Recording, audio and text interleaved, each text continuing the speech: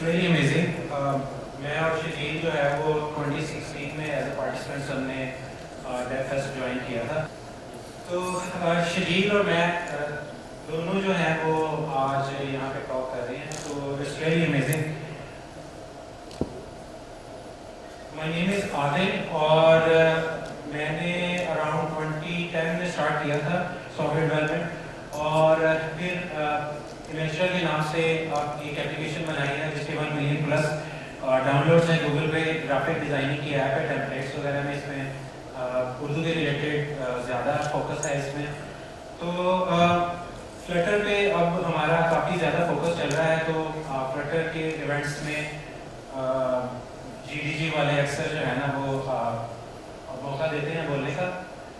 तो आज की टॉक है कि फ्लटर में नया क्या है। फ्लटर जो रिसेंटली उसका जो वर्जन लॉन्च हुआ है 3.27, उसमें काफ़ी सारी जो इम्प्रूवमेंट्स हैं, और जो ज़्यादा इम्पोर्टेंट चीज़ है वो है एम्पायर। लेकिन उससे पहले हम ये देखते हैं कि फ्लटर जो है वो क्या है। थोड़ा सा ऑलरेडी इंट्रो हो चुका है।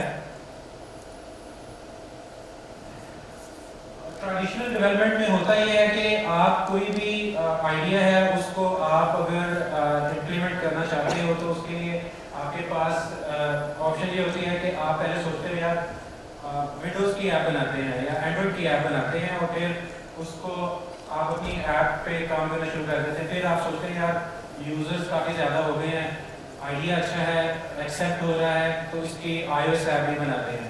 और ये हमारे साथ भी हुआ है।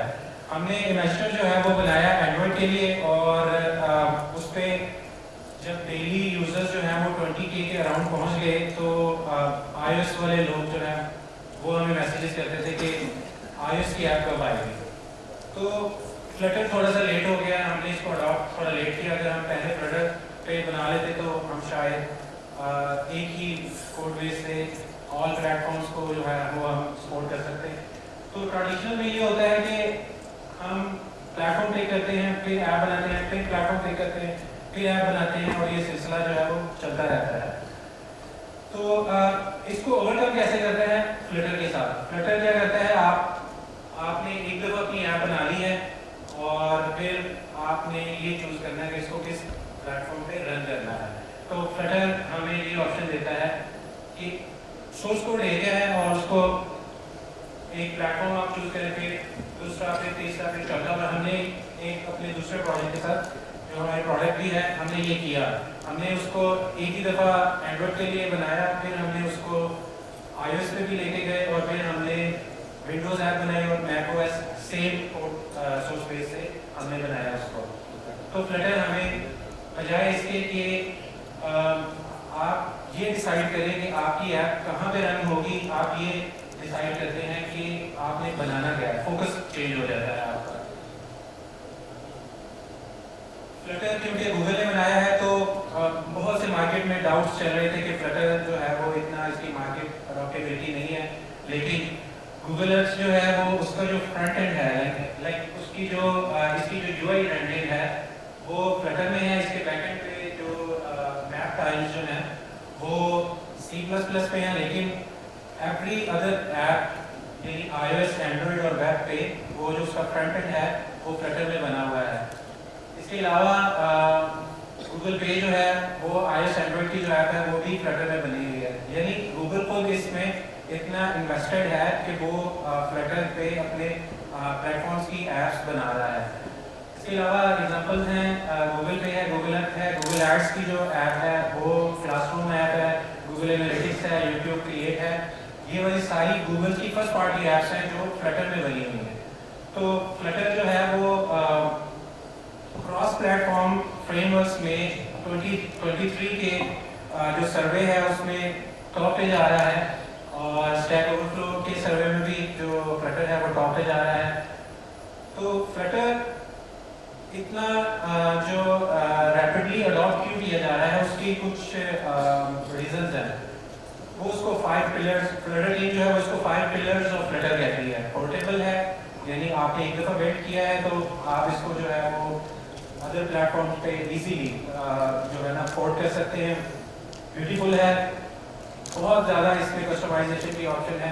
कुपर्टिनो का इस पे कुपर्टिनो यानी एप्पल की सारी यूआई किट जो है वो फ्लटर में अवेलेबल है, और मटेरियल की जो यूआई किट है। इसके अलावा ओपन सोर्स बहुत ज़्यादा विजेट्स जो हैं वो आपको यूआई के अवेलेबल है।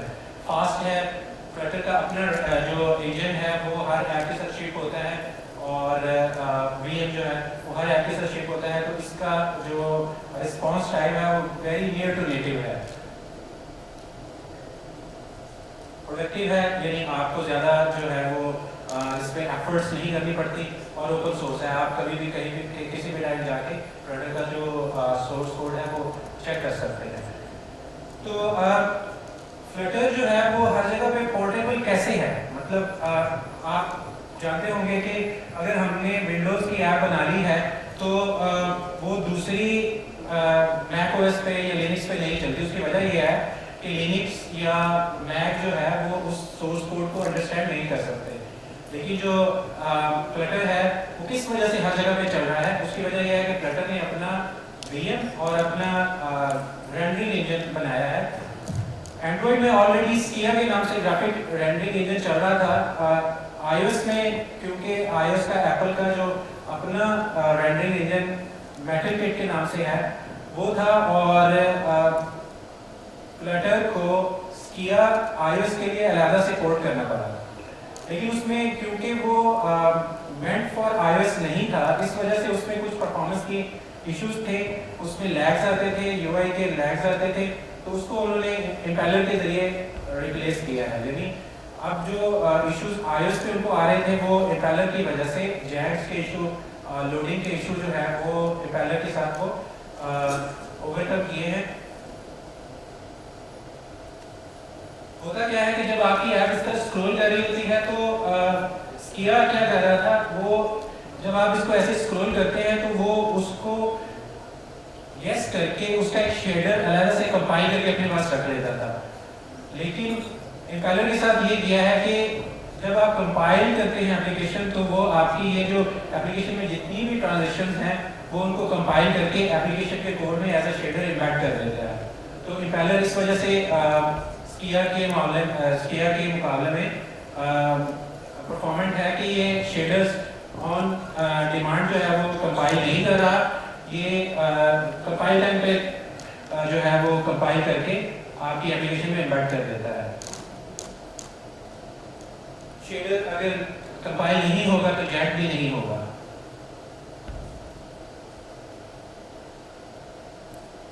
बेटर परफॉर्मेंस है इसकी, फास्टर रेंडरिंग है, और इसमें ब्लर इफेक्ट जो है आपकी ऐप की यूआई में चाहिए होता है वो आईओएस वाली साइड पे भी इम्पेलर की वजह से पॉसिबल हुआ है। आईओएस पे सेम ऐप और वही सेम ऐप, ये वाली एनिमेशन आपने फ्लटर की हर टॉप में देखी होगी। इसकी वजह ये है कि ये एप्लीकेशन जो है ट्रांजिशंस के मामले में, एनिमेशंस के मामले में एक बेंचमार्क है फ्लटर टीम की तरफ से।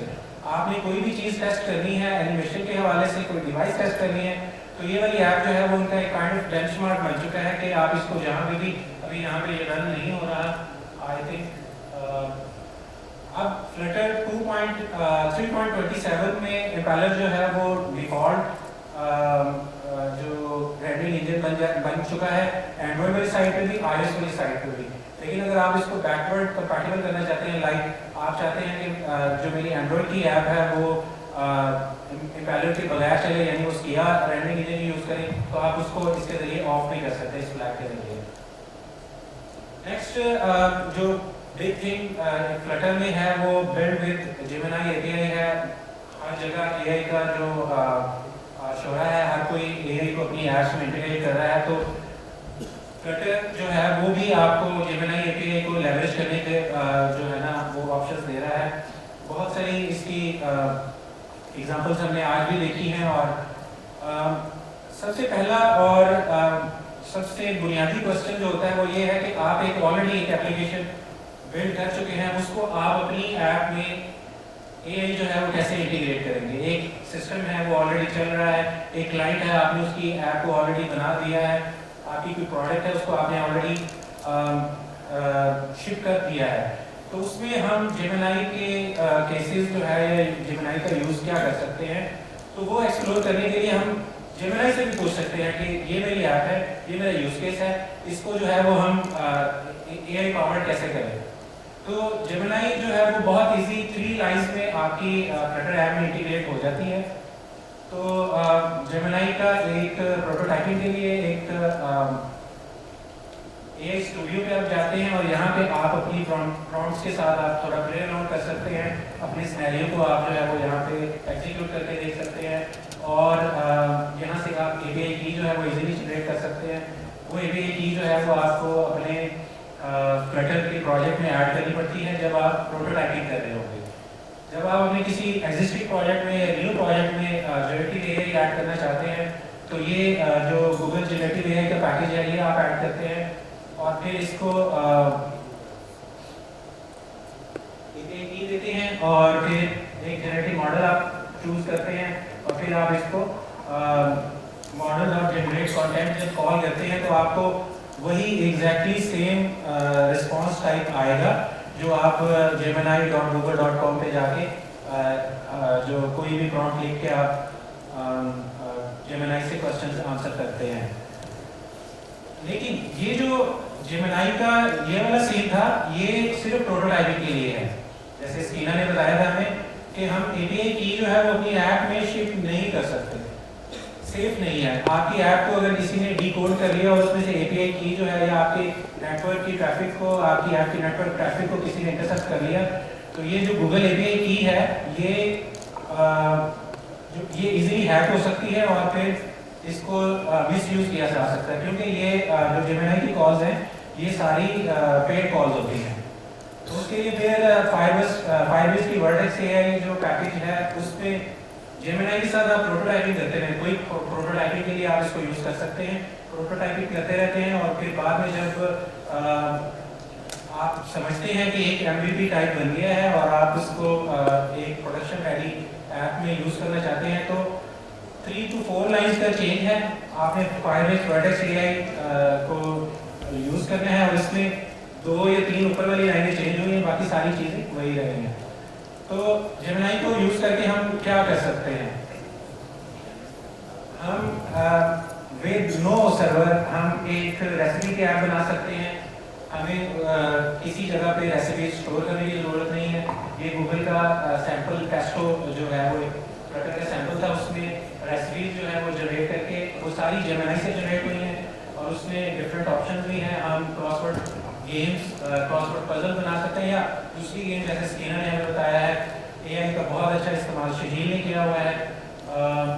एक ट्रेडिशनल जो हमारी चैट GPT टाइप या जेमिनी का चैट जो है वो हम उससे क्वेश्चन आंसर कर सकते हैं, ट्रैवल गाइड बना सकते हैं। मेडिकल में इसका काफ़ी जो है वो यूज़ हो रहा है। सेमेंटिक आप इसको जो है इमेजिंग में इसको देखते हैं, मेडिकल की रेडियोलॉजी में असिस्ट करने के लिए या सेंटिमेंटल एनालिसिस के लिए पेशेंट जो है वो हमने एक क्लाइंट के लिए काम किया जो पेशेंट कन्वर्सेशन जब डॉक्टर के साथ ड्यूरिंग द कॉल जो है वो उसके साथ डिस्कशन चल रही होती है वो उसको रिकॉर्ड करके एज ऑडियो जो है वो जेमिनी को भेजते थे। फिर उससे ये उससे एनालिसिस करवाया जाता था कि पेशेंट जो है वो क्या फील कर रहा है, वो सैड फील कर रहा है, होपफुल फील कर रहा है। तो ये डिफरेंट इसकी इम्प्लीमेंटेशन है और भी बिल्ड विद AI हैशटैग जो है वो अगर आप बिल्ड विद जेमिनी इसको आप YouTube पे सर्च करेंगे तो बहुत से जो कंपटीशन में लोगों ने सबमिशन किए हैं वो बड़ी इंटरेस्टिंग है। तो आप देखें कि आप अपनी जो ऐप में इसको किस तरह यूज़ कर सकते हैं। हमने इसको इस तरह यूज़ किया कि हमारे पास एक रियल एस्टेट की एक ऐप है जो हम क्लाइंट्स को एज अ लाइसेंसेबल प्रोडक्ट जो है वो सेल करते हैं। तो हमने उसमें क्या किया है, ये एक ट्रेडिशनल सर्च की स्क्रीन है जिसमें यहाँ पे उसने फिल्टर्स सिलेक्ट करने हैं, फॉरेन लेना है, सिटी कौन सा होगा और शॉप और बिग प्राइस। ये काफ़ी लेंथी इसका फिल्टर का है और ये फिल्टर कॉन्फ़िगरेबल है, कहीं वो इसमें और फिल्टर्स भी ऐड कर सकते हैं। तो ये इसकी जो नेविगेशन है यूज़र को बहुत सारी चीज़ें खुद से चूज़ करना पड़ रही है। ये एक जैसे एक एग्जांपल है, आपकी एप्लीकेशन का सिनेरियो थोड़ा डिफरेंट भी हो सकता है। तो हमने इसको कैसे किया, ये जब सर्च करते हैं तो फिर इस तरह का रिजल्ट आ रहा है। तो हमने इसको थोड़ा सा मॉडिफाई किया, हमने इसको सोचा कि इसको AI पावर करते हैं तो हमने इसको नेचुरल लैंग्वेज में इस तरह लेके गए कि हम जो भी उसने यूज़र ने लिखा है उसकी एंटिटी एक्सट्रैक्शन करवाते हैं, या हमने क्यूरी के साथ उसको बता दिया कि हमें इस फॉर्मेट में ये जो कीवर्ड्स यूज़ हो रहे हैं वो चाहिए, और फिर हम उसको अपनी ईमेल को भेजते हैं और फिर वहाँ से हमें हमारी डेटाबेस से ही रिजल्ट्स मिल रहे हैं। जैसे यहाँ पे एग्जांपल ये है कि फ्लैट इन एंड वाई, तो जेमिनी ने खुद ही अंडरस्टैंड कर लिया कि अपार्टमेंट टाइप या फ्लैट जो है वो चाहिए न्यूयॉर्क में, और फिर मैंने क्यूरी सेम मीनिंग वाली क्यूरी चेंज की है, I am looking for apartment in New York, तो सेम रिजल्ट इसमें भी आया उसमें भी आया। यानी वो इतना उसको नेचर एनएलपी प्रोसेसिंग उसकी हो रही है कि उसने दोनों में मुझे जो एंटिटी एक्सट्रैक्शन करके दिए हैं वो सेम रही, इस वजह से मेरी क्यूरी भी सेम रही। फिर नेचुरल लैंग्वेज में आप इससे जो है वो family home with 4 bedrooms in Chicago, तो ये शिकागो की लिस्टिंग आ गई, और फिर अगेन मैंने यहाँ पे एलए, और बिलीव मी ये रियल एप्लीकेशन है, ये प्रोटोटाइप नहीं है। यहाँ पे जब कहा कि गॉर्जियस विला फॉर सेल, तो उसने गॉर्जियस कीवर्ड को भी पिक किया और वो वाले रिजल्ट्स लेके आया है जो गॉर्जियस विला का उनका टाइटल है। तो ये एक हमने एक अपनी जो हमारी इन हाउस प्रोडक्ट है उसमें हमने जेमिनी को इस तरह यूज़ किया है। एआई के बारे में जानने के लिए आप flutter.dev, फ्लटर में जो एआई की इम्प्लीमेंटेशन है उनके बारे में जानने के लिए आप flutter.dev एआई में जा सकते हैं। इसके अलावा फ्लटर में 3.27 में स्विफ्ट पैकेज मैनेजर आ गया है। लाइक पहले जो है वो कोकोआ पॉड्स के जरिए iOS वाली डिपेंडेंसीज मैनेज हो रही थी, और वो काफ़ी हेक्टिक काम था, हमें बड़ी चीज़ें जो है वो कांस्टेंट रखनी पड़ती थी। लेकिन पैकेज मैनेजर जो है वो क्योंकि बिल्ट-इन एप्पल की तरफ से इसकी सपोर्ट है, तो इसका बहुत बड़ा बेनिफिट आ जाएगा हमें। मैक्रोज इसमें आ गए हैं, और वेब असेंबली की इम्प्लीमेंटेशन जो है वो बहुत ज़्यादा सपोर्टिव वेब एप्लीकेशंस के लिए आ गई है। शजील ने वेब एप्लीकेशन फ्लटर में ही बनाई हुई है। तो दैट्स ऑल। कोई क्वेश्चन हो तो आप पूछ सकते हैं।